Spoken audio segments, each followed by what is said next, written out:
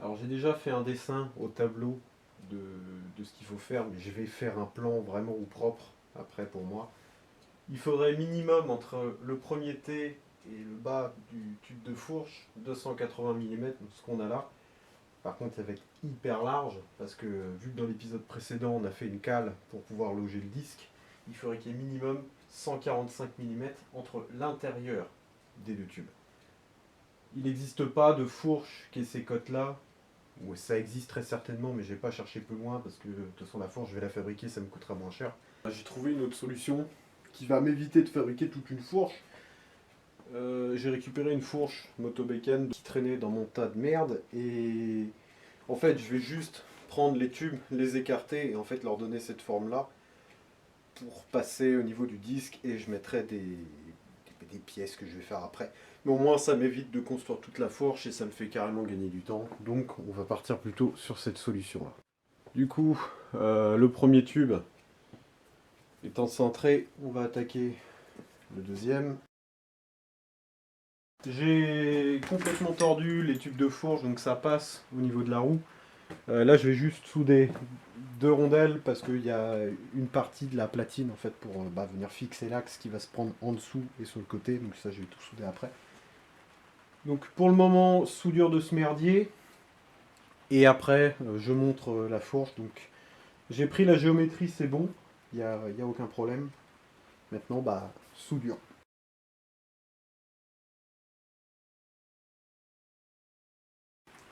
Donc j'ai meulé mes soudures. Donc là c'est bon, c'est nickel.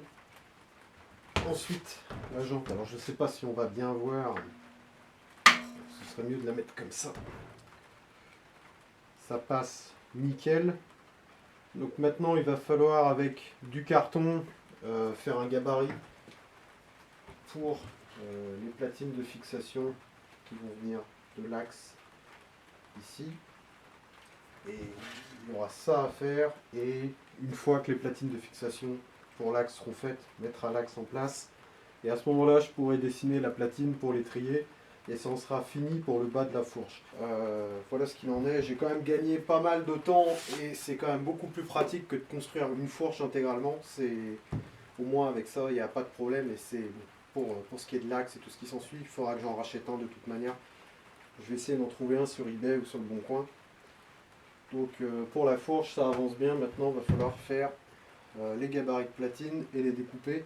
Je vais découper ça dans de la tôle de 6 mm, ça ira très bien.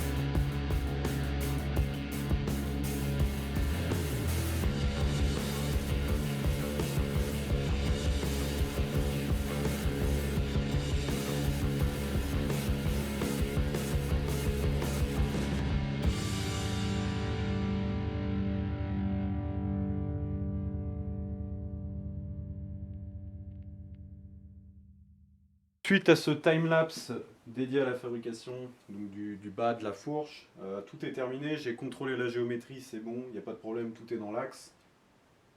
Il n'y a rien qui frotte non plus. Alors, pour ce qui est des plaquettes de frein, elles sont complètement niquées, donc il faudra racheter des plaquettes. J'ai encore des trucs à faire là-dessus, hein, c'est pas fini. Il faut faire 2 entretoises ici de 48 mm plus, enfin 48 moins 2 mm d'épaisseur de rondelle, donc 46.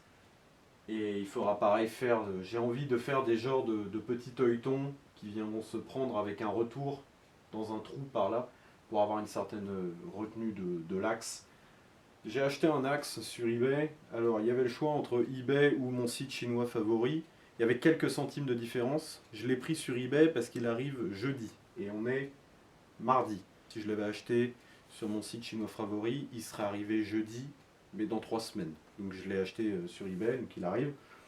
Pour ce qui est des rondelles, alors j'ai pris une rondelle de 14 et plutôt que de prendre le risque de la foutre dans les mords-de-l'étau et que ça parte en couille et tout ce qui s'ensuit, je préfère le mettre dans le tour et réaliser ça à 15. Oula putain, il y a un problème.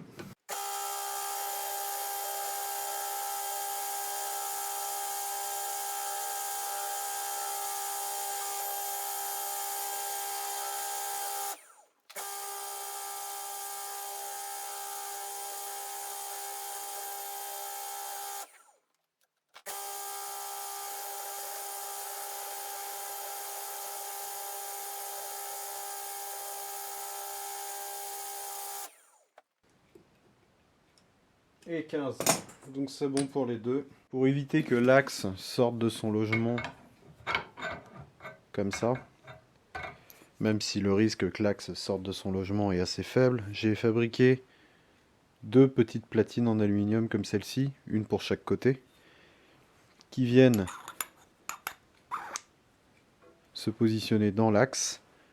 Il y a un trou taraudé à 6 mm ici, ce qui me permet d'y insérer une vis à laine que je devrais plutôt appeler, si je voulais me faire passer pour plus intelligent que je ne le suis, une vis à empreinte cipe en creux.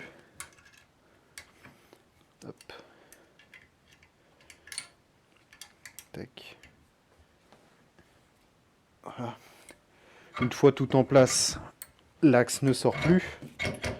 Il y aura à l'intérieur une rondelle qu'on a réalisée autour, plus une entretoise tubulaire de 46 mm, la roue, une autre entretoise, une rondelle, l'autre platine de maintien, l'autre côté, et soit écrou ou tête de vis, selon le sens dans lequel est monté l'axe. Donc, hop là. Une fois monté, j'ai fabriqué mes entretoises, que voilà, dans un tube qui fait 22 en diamètre extérieur et 15 mm intérieur. Une fois les entretoises montées sur la roue et mis en place dans la fourche, voilà ce que ça donne. Donc tout est bon, ça frotte nulle part. La roue est parfaitement centrée entre les tubes de fourche. Donc c'est bon. On va s'arrêter là pour cet épisode. Donc c'est à peu près tout ce qu'on pouvait en dire. J'ai encore des trucs à faire. Et on se retrouve dans le prochain épisode avec la fourche brossée, prête à être montée sur le gabarit. Et du coup, montage de l'axe et encore plein d'autres merdes.